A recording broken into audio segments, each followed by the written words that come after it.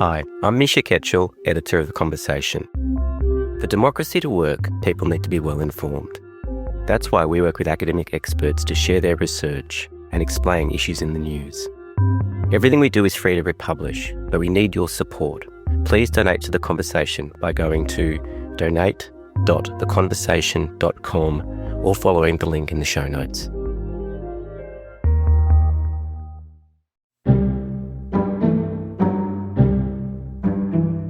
From The Conversation, this is Politics with Michelle Grattan. This week in Canberra is dominated by the government's economic reform roundtable. It's unlikely to be a game changer. I think everyone agrees on that. But it could be a useful step towards some substantial economic reforms. Or it could be a fizzer, a talkfest. In this podcast, we speak to two participants at the roundtable who will have very different roles. Shadow Treasurer Ted O'Brien will come with a perspective that's very critical of the government, but he has to also be careful of being too negative. Andrew McKellar, who's the Chief Executive of the Australian Chamber of Commerce and Industry, is one of the business voices who have put in an ambitious agenda for reform, at least some of which they hope will fly. We start with Ted O'Brien. Ted O'Brien, you've been invited to the round table, but were you a bit in two minds about whether to attend? Because does it put you in the danger of sounding like the man who's the carper, who's always saying no? Actually, I was determined to attend as soon as the Treasurer invited me. I didn't think twice. And the reason for that was the way the Treasurer had laid it out, because to his credit, he was very clear in saying that his own budget is not sustainable. And he's right, it's not. The spending spree just has to stop. And he also made it clear that productivity has to be a primary objective of this government. Given productivity has gone backwards under the Albanese government by over 5%, I also thought that was a fair comment from the Treasurer. He also said he was going to be open-minded and not ideological. Of course, that's changed since. But when the invitation was given to me, on that basis, in good faith, I said yes, very happy to attend, and the coalition will be constructive where we can. But of course, we'll also be critical where we must.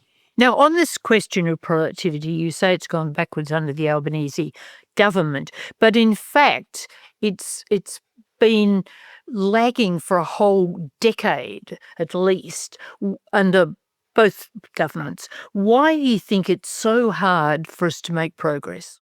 Well, Michelle, I think if you look around the developed world, with some exceptions, the US, you do see countries struggling with productivity, and that's been the case for a long time. However, I do reject the Treasurer's statements where he tries to make out this was a problem under the coalition like it is under Labor's, because there's no doubt it was challenging under us. But I can't think of another government since Federation that throughout its entirety has seen productivity go backwards. I mean, it's one thing to be struggling for productivity growth to be down, but under the Albanese government, it's gone backwards, which is why living standards of everyday Australians have been in free fall. That wasn't the case under the coalition, but it has been the case. Per capita recession has been the case under this government. Now, in the run-up to this roundtable, you've said repeatedly taxes mustn't go up. It mustn't be a vehicle for paving the way for tax increases. But the Treasury has said in a leaked document that tax will have to increase over the coming period. Do you believe that tax can in fact remain at the present proportion of GDP for the foreseeable future, or even be reduced as a proportion of GDP? Is that viable? So, Michelle, my view is the starting point to fixing the budget is for the government to stop the spending spree. And I will get to tax in a moment. But to put this in context, this year, the Albanese government will spend around $160 billion more than what was being spent in the last year of the coalition government. $160 billion more. If you translate that at the household level, that's about $16,000 at the household level. If you ask the average household, are they getting value for money? I can assure you the answer will be no. The problem is spending has gone from 24% of GDP up to 27%. The government's decisions has put another $100 billion on debt. We're going to hit $1 trillion in debt this year. And under the government's own plan, not only will we have $1.2 trillion in debt by the next election, but they're planning another decade of deficits. So the real problem here is not a revenue problem. It's not a tax problem. It's a spending problem. And that's where the starting point has to be. Nevertheless, on tax, we've been very clear, and I'll say it again today, Michelle, if the government genuinely wants to work with the coalition in improving Australia's tax system, we are happy to engage with them because there are inefficiencies in the tax system, no doubt. But our principled approach as a Liberal Party and as a coalition is we believe in lower, simpler and fairer taxes. And I reject Jim Chalmers' approach. In fact, it's now become a precondition of this roundtable that any proposal has to be, in his words, preferably budget positive. In other words, he wants to see higher taxes. He wants to see higher revenues for government. That I do reject. Jim Chalmers has had a chip at you in the last little while because he said you're the only participant who hasn't put in a submission. Will you at the roundtable be putting forward a set of ideas yourself, or will you be basically commenting on other people's ideas? I did hear that chip from Jim Chalmers, but what he forgot to say was there's someone else who's not coming to the table with ideas. And that's actually Jim Chalmers. A unity ticket then. And so, look, I mean, the Labor Party is not bringing proposals to the table. The coalition as an invitee and the alternate government is not bringing policies to the table. The Treasurer says that he is there to listen and engage. As the Shadow Treasurer, I will be there to listen and engage. Now, the Productivity Commission has certainly come with a suite of proposals ahead of the roundtable. Can you tell us just what of these proposals, just several of them, that you feel are worth pursuing? Well, I feel sorry for the Productivity Commission because really they are working within the parameters set by Jim Chalmers. And again, he wants to see higher taxes. He wants to see higher revenue. And so that, I believe, has limited the scope of what the Productivity Commission could be reporting on. I think they're different reports. It's a bit of a mixed bag in my view. Again, what do you like about them? Well, I think their AI report has triggered some healthy debate. I think that's been very helpful.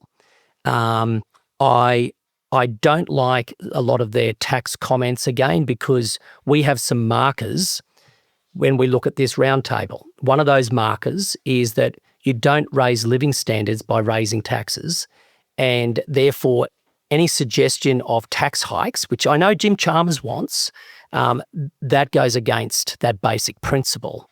We also have another marker, which is a basic principle that says you don't raise living standards by raising the cost of doing business. And our third one, you don't raise living standards by raising the burden on the next generation. And so against those three markers, I will be assessing different proposals, different ideas that come to the table.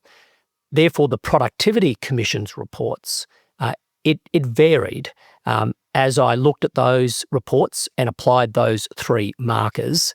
But again, to give them the benefit of the doubt, they're working within very tight parameters set by the Treasurer, who wants to increase taxes to bring in more revenue. But of course, those reports include a plea for deregulation in a number of areas. They're very strong on that issue.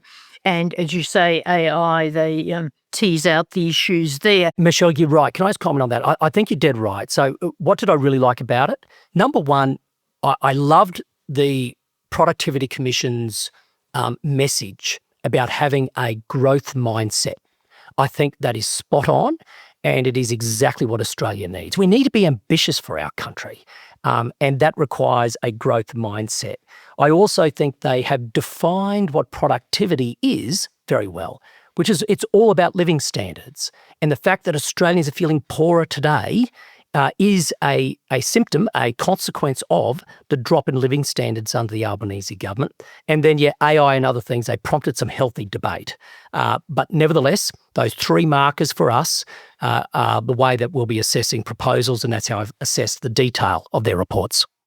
On AI, there's now a spectrum of views. This is a very live debate about whether you have light regulation, which the PC would like to have, or whether you have heavier regulation, which the ACTU would like to have.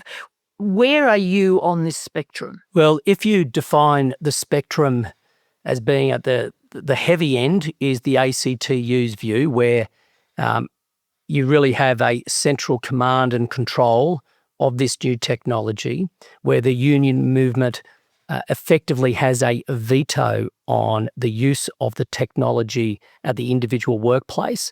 I'm certainly not at that end of the spectrum. Are you at the PC end? Look, I think the PC, again, as I said before, raised some really good views on it.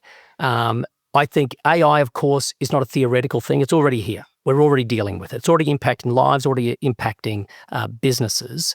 I'm a liberal at heart. And as a Liberal, I believe in small government. As a Liberal, I am pro-technology. But nevertheless, I'm also a pragmatist. And there are some risks with any technology. There are some risks with AI. We need to be mindful of that. We need to have open eyes with that. But what we shouldn't do is have a knee-jerk reaction, especially while it's still here.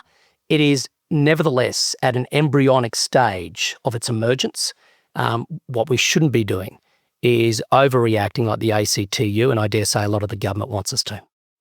You've been very critical of the EV tax break, and we know that this is blowing out hugely in terms of cost. Do you think that the government should just get rid of it immediately? Michelle, we were very opposed to this in the last term when the government brought it in. But what should be done now? And I see no reason why the government should be keeping it, because the cost is blown out tenfold. It really favours those who have more money. I mean, to think a nurse on $90,000 income buys let's say a Tesla Model Y, and a lawyer on $200,000 buys the exact same vehicle. Well, through the life of the lease, if it's a lease arrangement, it's cheaper for the lawyer by $8,000. Why? Well, the Australian taxpayer is stumping it up. Now, I think this is completely inefficient. The reason the government put it in was to abate carbon, but it's costing up to $20,000 a tonne to abate.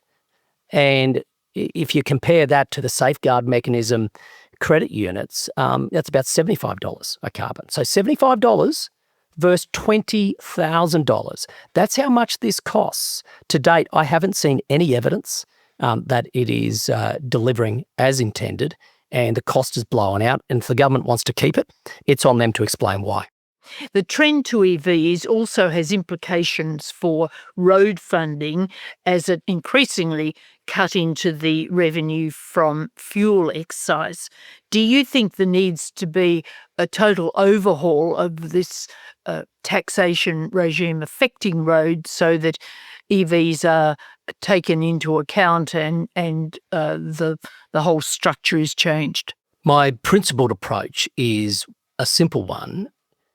Anyone who uses the road should contribute to its upkeep. And what we are seeing is the fuel excise take decrease over time. I believe it's around about 52 cents a litre at the moment. I mean, that's a fair bit that comes out of your wallet every time you fill your car up.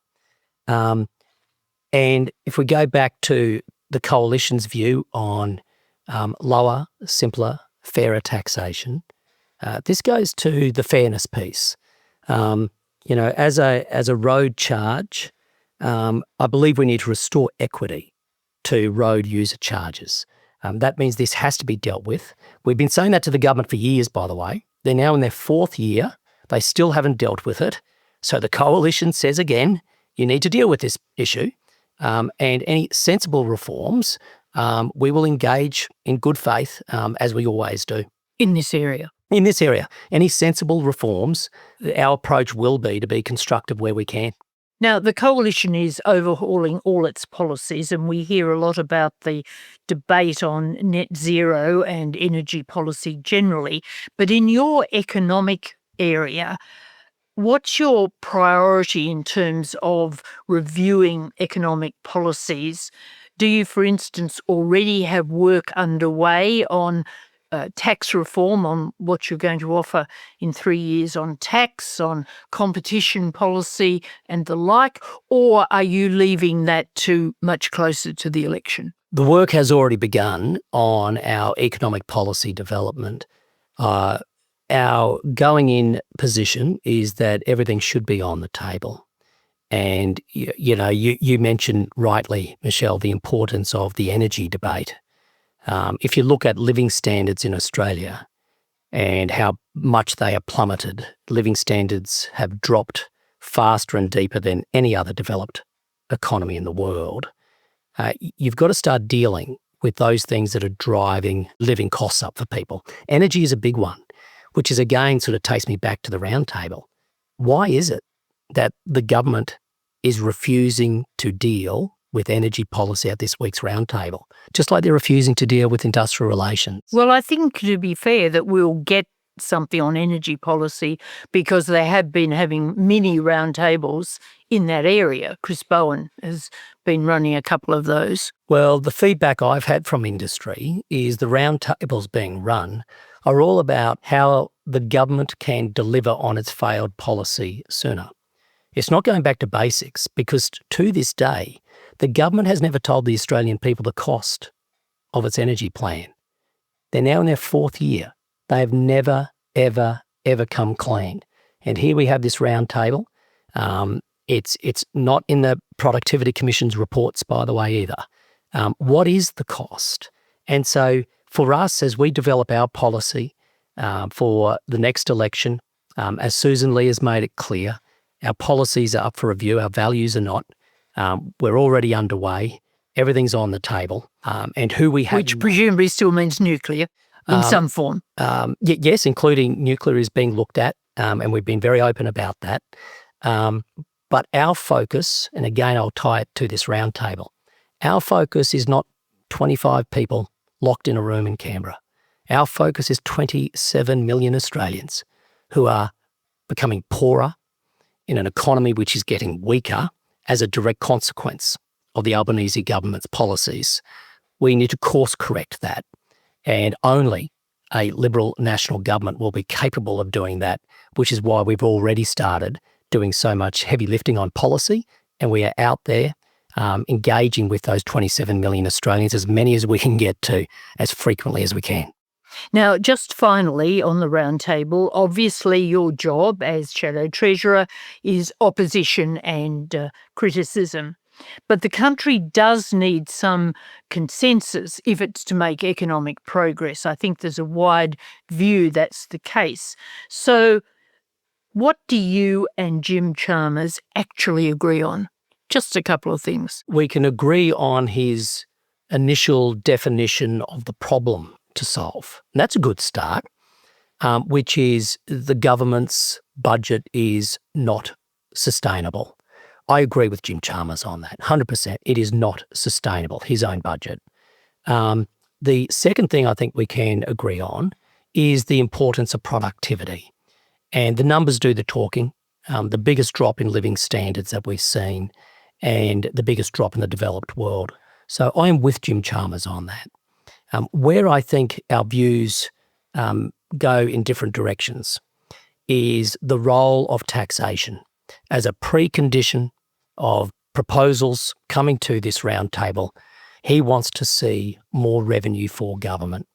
I don't believe government should be at the centre of people's lives. I believe we need to put the 27 million Australians at the centre. They should be our focus. And if the government will not introduce their own fiscal rules and responsibilities, then they shouldn't be turning to the Australian people and saying, give us more money because we can't control our spending. That's where we diverge, I believe. Would you at least agree that it's a case of different roads to a similar destination? I would say very much different roads, Michelle, but I would say completely different destinations. I believe that if we continue under the path of the Labor government, Australia will be a poor, weak and dependent nation. Under a coalition, I believe Australia's future is one where we will be prosperous, not poor, we'll be strong, not weak, and we'll be fiercely independent, not dependent on others.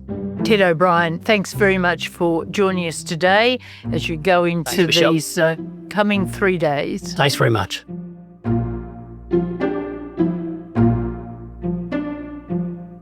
In an important election year, staying informed matters.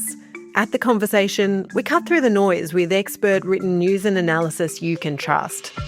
Get the insights you need straight to your inbox. Sign up for The Conversation's free newsletter today.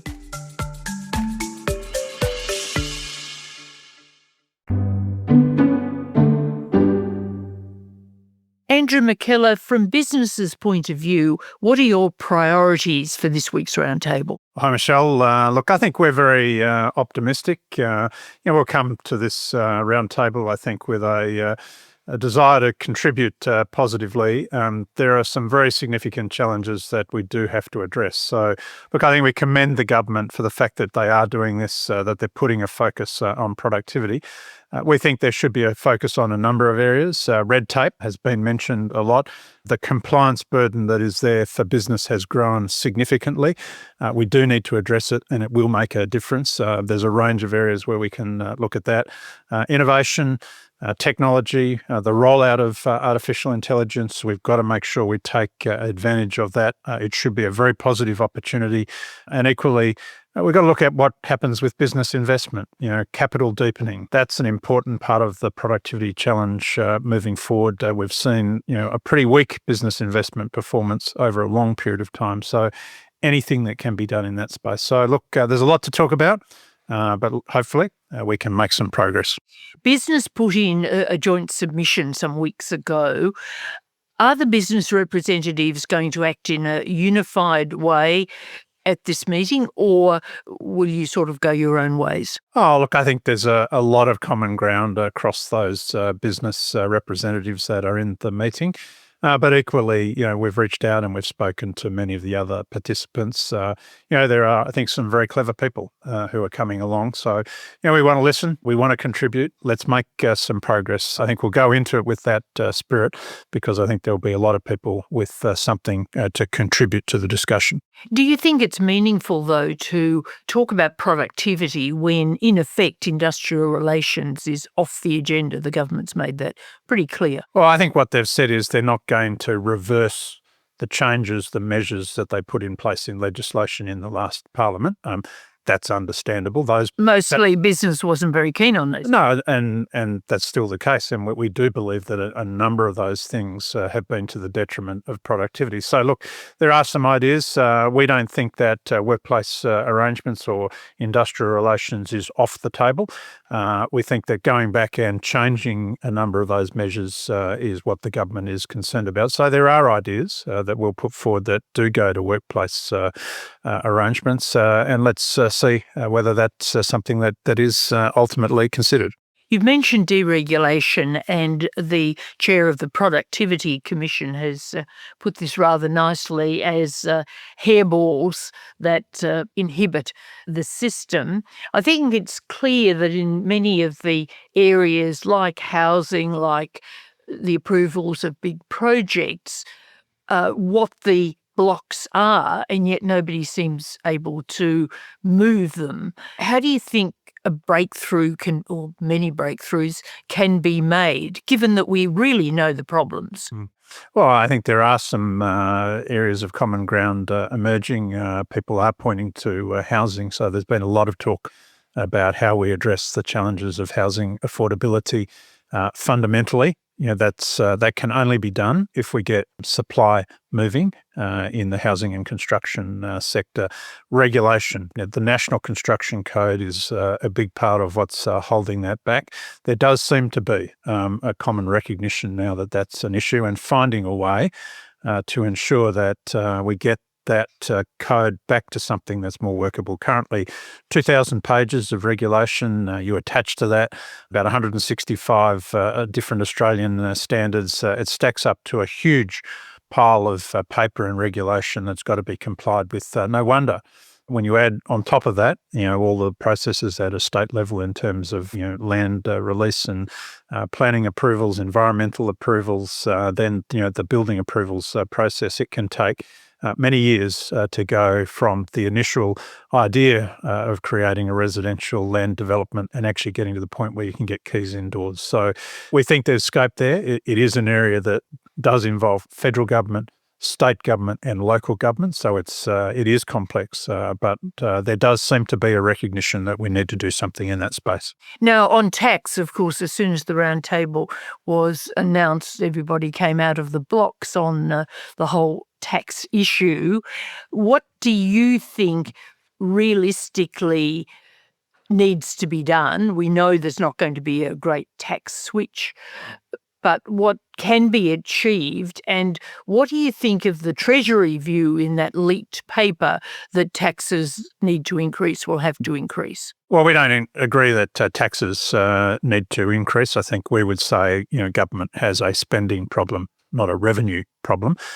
So the expenditure side of the budget is certainly an area that ultimately does still need to be looked at. When we're at around 27% of GDP in this financial year, revenue is down around 25% of GDP. We need to get back down to a level that's sustainable. So I don't think business will be supporting higher taxes at any point in this process. There are things that we need to do on tax if we are going to be competitive for the future. Ultimately, that can only be done if you have a comprehensive review of the tax system.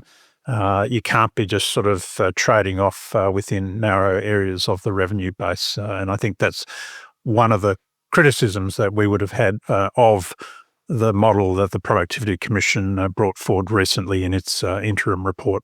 Way back when, I think out of the Kevin Rudd ideas talkfest that we had here in this building, one idea that came out and that the government obviously wanted to promote was a big tax review, and that ended up as the Henry Review, which didn't end all that well with not much implemented and a backlash against the government. But would you like to see this meeting produce the idea that Treasury or some other combination of experts should look at the tax system comprehensively? Well, that's right. We've said that is something that we think should happen.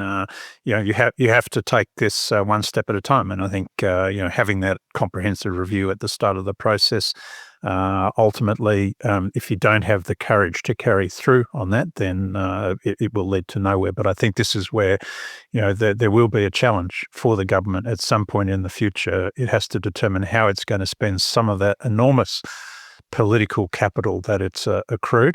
If it's going to make fundamental changes which do benefit the Australian economy. And I mean, obviously selling that is a difficult proposition, convincing the electorate that it is in their best interests to contemplate how we have a fit-for-purpose tax system for the future.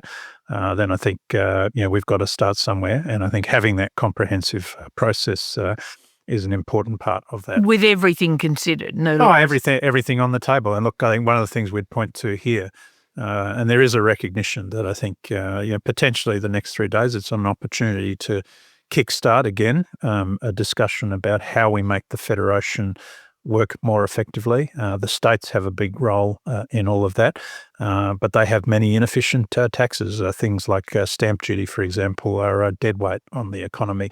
Payroll tax needs to be reviewed. So things like that, you've got to, once again, open up the opportunity that you can address some of those problem areas in the tax system. If you can't bring the states to the table, then again, I think we're going to be behind the 8 ball.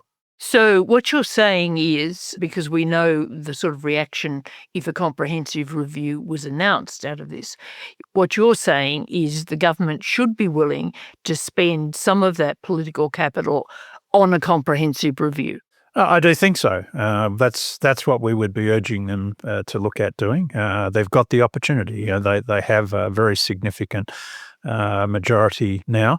But I think they can make the case if they want to be ambitious. We urge the government to be ambitious in this regard, and if they're prepared to take on that challenge, then I think regardless of the short-term debates, and there's always, I think, a challenge to get consensus around reform. But as we look down the track, then they really have the opportunity to create a legacy, and a legacy that will benefit future generations in the Australian economy.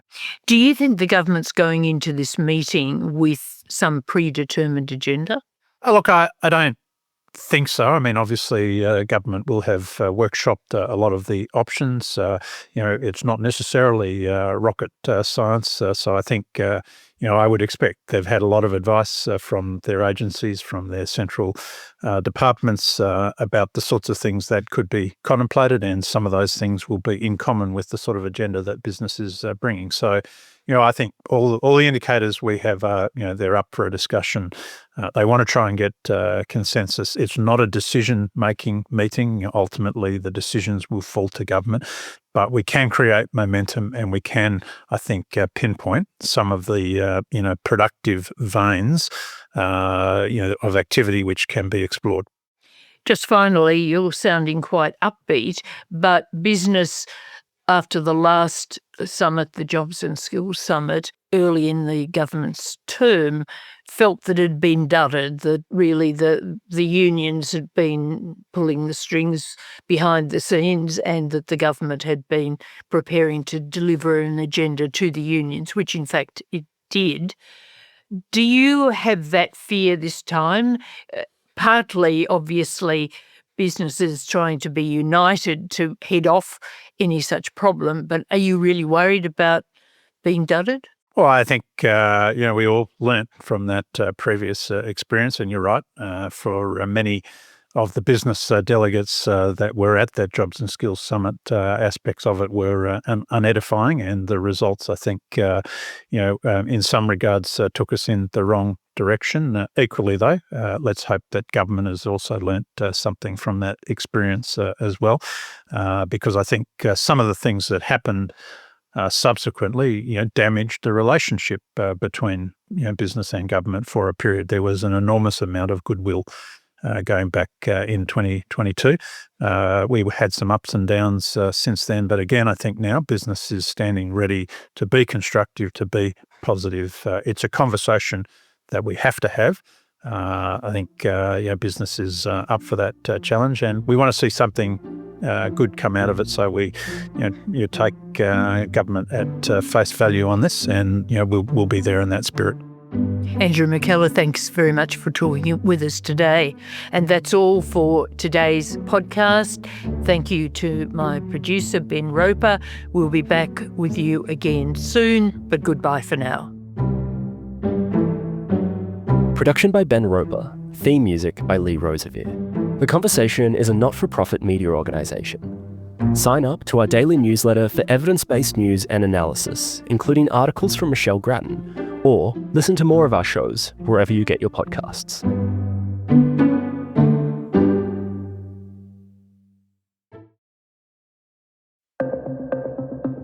I was saved by God to make America great again. An autocrat loves a crisis. A crisis is the way that they mobilize their base. While America is under invasion from within, we're under invasion from within. He's testing the boundaries of what he can get away with. We should use some of these dangerous cities as training grounds for our military, National Guard, but military.